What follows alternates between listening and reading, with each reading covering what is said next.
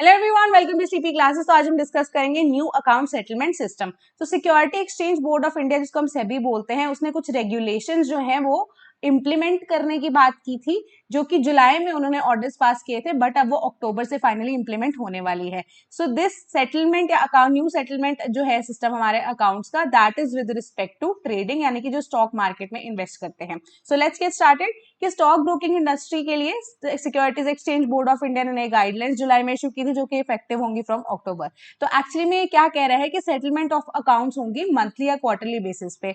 सो अब first Friday को या तो आपका अकाउंट सेटल किया जाएगा ऑफ द मंथ, अगर आप क्वार्टरली बेसिस पे डिसाइड करते हैं तो first Friday of the first quarter या ऑफ द क्वार्टर का जो फर्स्ट मंथ आएगा उसका जो फर्स्ट फ्राइडे होगा उसी के अकॉर्डिंगली आपकी जो अकाउंट्स है वो सेटल किए जाएंगे। तो अब ये टर्म जो है सेटलमेंट ऑफ अकाउंट, ये एक्चुअली में है क्या कि मार्केट रेगुलेटर ने एक मैंडेट यानी कि एक रूल पास किया है स्टॉक ब्रोकर्स को कि एक्चुअली में जो स्टॉक मार्केट में इन्वेस्ट करते हैं कि वो सेटल करेंगे अपने अकाउंट्स को।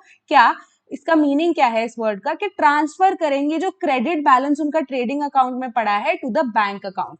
तो एटलीस्ट ये किया जाएगा एक क्वार्टर में, या तो फर्स्ट फ्राइडे को या मंथली बेसिस पे जो फर्स्ट फ्राइडे आएगा उसको। सो अब ये पूरा प्रोसेस जिसमें ट्रांसफर होगा क्रेडिट बैलेंस ट्रेडिंग अकाउंट से बैंक अकाउंट में, इसको रनिंग अकाउंट सेटलमेंट कहा जाता है।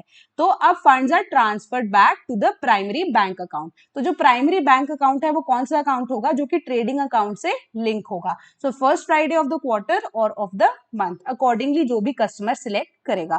सो अभी जो नई गाइडलाइंस है जुलाई 27 को इशू की गई थी, एंड साथ ही साथ अब इससे फायदा क्या होने वाला है कि जो क्लाइंट के फंड्स हैं या जो सिक्योरिटीज है ब्रोकर के पास ऐसे ही पड़े रहते हैं, जिन जो इंटरेस्ट जिसका ब्रोकर के पास जाता रहता है, क्योंकि क्लाइंट तो पैसे ब्रोकर को दे देता है, तो जो ब्रोकर है अब उस पैसे को फर्दर इन्वेस्ट करके मैक्सिमम मनी बना रहा है, या इंटरेस्ट जो है एक्चुअली में ब्रोकर के पास जा रहा था। तो एक तरह का जो क्लाइंट फंड्स है या जो सिक्योरिटीज है जो ब्रोकर के पास ऐसे ही पड़ी रहती थी, उनको फायदा दे रही थी। तो अब ये नई गाइडलाइन जो है क्लाइंट को कहीं ना कहीं प्रोटेक्ट कर रही है।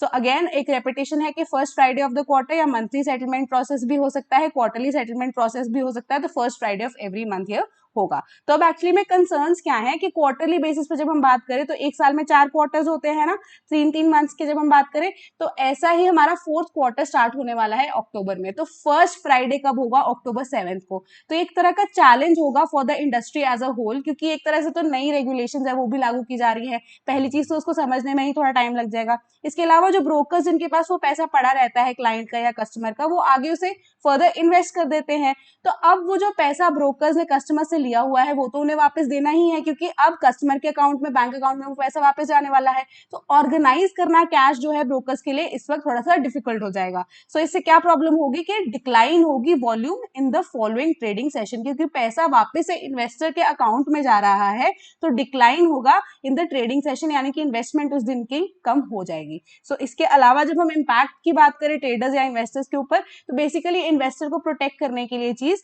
जो है लागू की गई है security exchange board of India के द्वारा, कि प्रिवेंट करना है मिसयूज। क्योंकि जो ब्रोकर्स की जब हम बात कर रहे हैं, जो मिडिल पर्सन होता है वो उस पैसे को कहीं इधर से उधर ना करे, और एक तरह का जो इन्वेस्टर है उसको या ट्रेडिंग मेंबर जो है एक सर्टेनिटी रहे with the amount of the fund जो कि वो इन्वेस्ट कर रहा है। इसके अलावा ब्रोकर्स को भी एक तरह की हेल्प मिलेगी कि वो एक तरह का बैंकिंग सिस्टम एस्टैब्लिश कर सके। वो कैसे, क्योंकि बैंक्स जो है वो क्या करते हैं, वो क्वार्टरली बेसिस पे, हाफ ईयरली बेसिस पे या ईयरली बेसिस पे वो इंटरेस्ट को जैसे करते हैं किसी भी कस्टमर के अकाउंट में क्रेडिट, सिमिलर तरीके से ब्रोकर्स जो है एक तरह का सिस्टम ऐसा ही स्टैब्लिश करेंगे कि वो पैसा वापस से primary account of the investor में भेजेंगे, एंड फर्दर जो है एक तरह से चेक रखा जाएगा through the investor as well. तो जो अब कोई कस्टमर है जिनके मल्टीपल डीमैट अकाउंट्स हैं, वो भी अब एक तरह का ट्रैक रख सकते हैं फंड्स का कि उन्होंने कितने पैसे ट्रेडिंग में इन्वेस्ट किए हैं कितने नहीं। तो ऑल इन ऑल जब हम बात करें, ये इन्वेस्टर के पॉइंट ऑफ व्यू से सेबी ने गाइडलाइंस जो है वो की है लागू या इंप्लीमेंट करने की बात की है।